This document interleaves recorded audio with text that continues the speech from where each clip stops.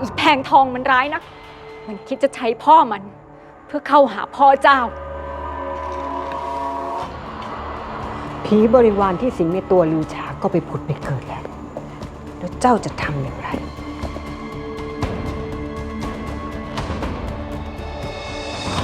มันทำลายได้ข้าก็เสกใหม่ได้ข้าไม่ยอมเสียหูตาในบ้านพ่อเจ้าของข้าไป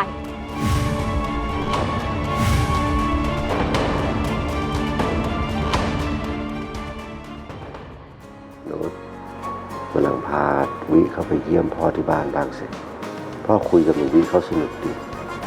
ไม่น่าเชื่อเลยคุณเคยเจอกันเป็นครั้งแรกกันเลยเดี๋ยวนะครับคุณลุงและผมเหรอครับ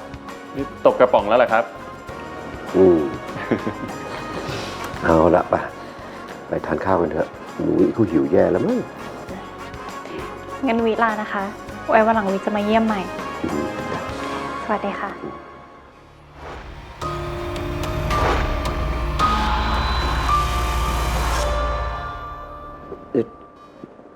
คุณเข้าห้องผิดหรือเปล่าไม่ผิดหรอกเจ้าฤทธิวรราชคุณเป็นใครต้องการอะไร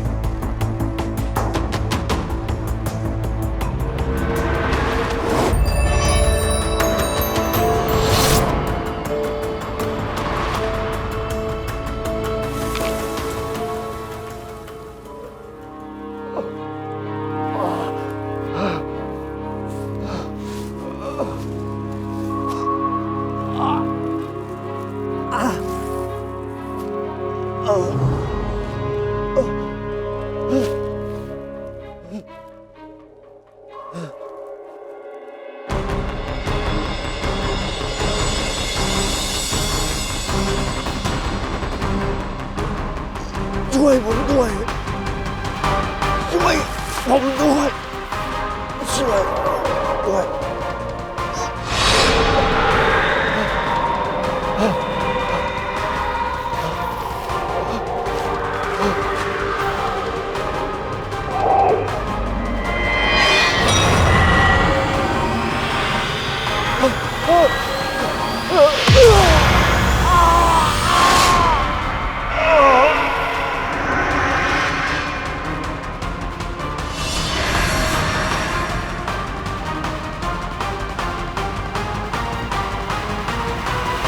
ฉันทำแกได้แล้ว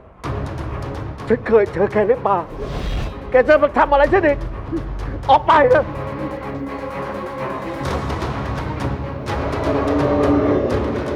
แกคิดว่าเบี้ยแกแค่นี้มันจะปกป้องแกได้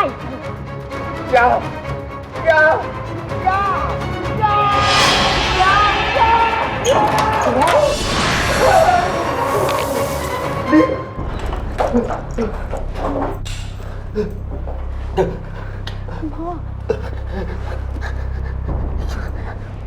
คุณโสดายาทำอะไรคุณพ่อหนุดคะคุณลุงปลอดภัยดีไหมคะนี่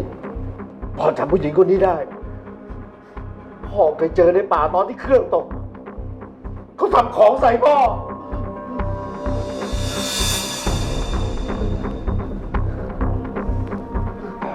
คุณพ่อครับคุณพ่อเข้าใจอะไรผิดหรือเปล่าครับคุณโสดายาจะไปอยู่ในป่าตอนนั้นได้ยังไงครับแกรู้จักผู้หญิงคนนี้ด้วยเหรอแกไม่เชื่อพ่อเรื่องของแกแต่พ่อเขาสั่งแกนะว่าอย่าพาผู้หญิงคนนี้มาใกล้พ่ออีกพ่อกลัว ถ้าทางคุณพ่อคุณจะยังไม่ค่อยหายดี อาจจะความจำสับสนไปบ้างยังไงฉันขอตัวกลับก่อนดีกว่านะคะจะรีบกลับไปไหนล่ะคะทำไมไม่อยู่ต่ออีกหน่อยหรือว่ากลัวว่าความจริงจะเปิดเผย